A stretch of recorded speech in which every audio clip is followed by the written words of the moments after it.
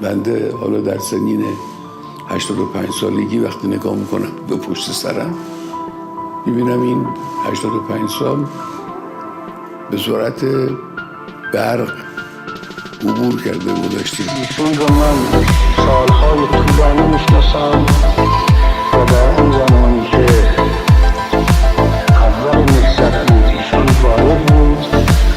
ما یک نعمتی خدا بهمون این نصیب داد.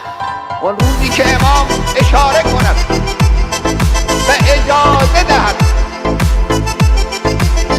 من اول کسی خواهم بود که به میدان خواهم رفت.